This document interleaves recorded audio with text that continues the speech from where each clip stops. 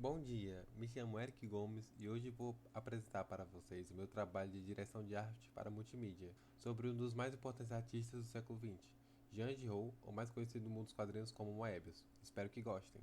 Jean Giraud foi um artista francês que nasceu em 1938, que criava histórias em quadrinhos e participou na produção de diversos filmes importantes de ficção científica.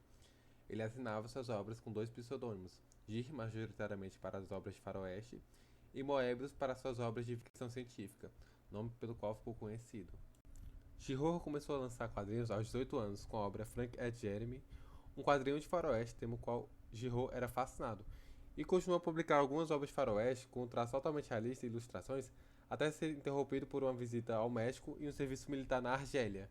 Durante essas duas viagens, Moebius ficou inspirado pela ambientação dos dois países com vastas planícies áridas debaixo de um inacabável e limpo céu azul, o que o levou a, posteriormente, criar vários quadrinhos de faroeste com cenários baseados no que ele havia visto e que serviram de base para algumas de suas futuras produções marcantes. Após retornar ao serviço militar na Argélia, Giraud virou aprendiz de importante quadrinista belga da época, Joseph Guillian, também conhecido como Gigi. Giraud já era bastante influenciado pelo estilo de Gigi em suas criações e, ao se tornar aprendiz dele, criou vários curtas e ilustrações para os quadrinhos de Gigi, se aproveitando de recursos e técnicas que lhe eram proporcionados. Em 1963, Giraud criou uma história chamada Forte Navarro, que se transformou em um sucesso, sendo posteriormente transformada na série Blueberry. Blueberry é sobre um cowboy do mesmo nome que representava uma quebra para os padrões do faroeste da época, ao ter uma moral enviesada e decisões falhas, mais parecido com o anti-herói europeu do que os padrões do faroeste norte-americano. Blueberry se tornou por muitos anos a principal renda de Giraud, que na época assinava com o nome G. Em Blueberry é possível observar a evolução de Moebius como artista, pois a série começava com um design simples, mas ao passar dos capítulos é possível ver desenhos extremamente detalhados e enquadramentos que lembram até mesmo filmes de faroeste. Contudo, depois de anos fazendo os quadrinhos de Blueberry, Giraud começava a se cansar da temática e das mesmas técnicas que utilizava no quadrinho. Nessa época, ele começa a testar várias ideias e técnicas por meio de outras histórias com caráter experimental, já pelo nome de Moebius, e cria suas primeiras histórias de ficção científica, ao qual ficaria reconhecido internacionalmente. Junto a um grupo de artistas, Moebius criou a revista Metal Hurlant e a Les Humanoides Associés, para que pudesse lançar as suas novas histórias de ficção científica. Para o contexto dos quadrinhos, a Metal Hurlant foi muito importante na época, pois o conteúdo que era publicado na revista era bem diferente do que era visto nas revistas comuns, tanto em estilo quanto em substância das histórias. Muitas histórias da Metal Hurlant tinham uma visão mais psicodélica, temáticas adultas e feitas em papel de alta qualidade. Com isso, um novo público foi atraído aos quadrinhos e gerou uma mudança para o cenário, que era dominado por quadrinhos de super-heróis norte-americanos, feitos em papel barato e que eram desprovidos de credibilidade artística. Uma de suas primeiras histórias na Metal Hurlant é Arzak, que conta a história de um guerreiro de mesmo nome que voa com seu pterodáctilo. Arzak é uma história bastante visual, com poucos textos, e que o leitor entende boa parte de sua narrativa pelos elementos gráficos que Moebius insere nas cenas, como vestimentas, símbolos e ações de Arzak. Além disso, Moebius tentou explorar grandes ambientes vazios com estruturas enormes ao centro em muitas cenas de Azark.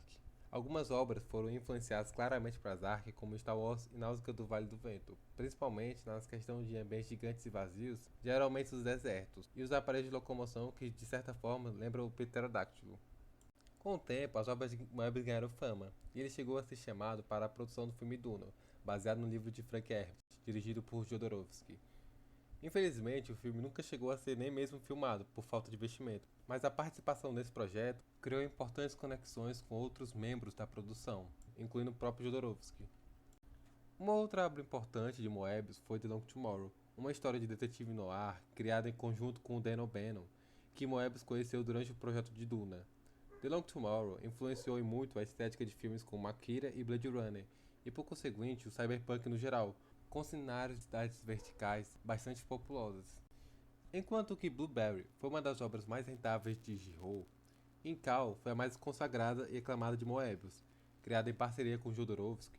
Incal conta a história do detetive John Defoe, que encontra um objeto chamado Incal e com isso se torna muito procurado por diversos grupos. Incal é considerada uma das obras mais importantes de ficção científica de todos os tempos. Depois do fracasso do filme Duna, Moebius foi convidado por pessoas que também participaram do projeto a produzir alguns filmes. A carreira de Moebius no cinema começou sendo convidado por Damon Bannon para produzir os equipamentos e roupas do filme Alien, o oitavo passageiro, dirigido por Ridley Scott, enquanto que a criatura em si do Alien seria produzida por Giger. Outros filmes que contam com a participação de Moebius são Tron, de 1982, em que Moebius fez toda a identidade visual do filme, O Segredo do Abismo, em que Moebius foi responsável pela criação das criaturas que são vistas no filme, dirigido por James Cameron, e além destes, ele foi responsável pela criação do conceito dos aliens do filme Space Jam, que conta com a participação de Michael Jordan.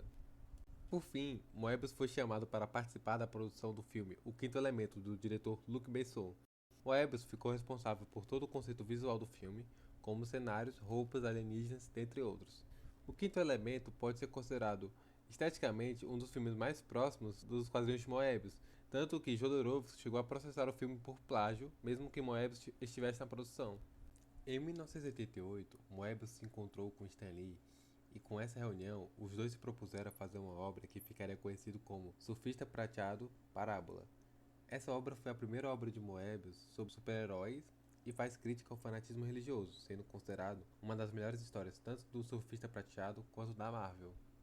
Para a produção da peça autoral que seguisse a obra de Moebius, foi feita uma capa de álbum de quadrinhos que serve como uma espécie de coletânea para as obras do artista Moebius. A obra foi feita como muitas capas de álbuns são produzidas, utilizando cenas importantes do próprio quadrinho em destaque, tipografia bem quadrada e quase metálica, que era o estilo da Metal Hurlan, e textura que lembrava o papel utilizado na impressão.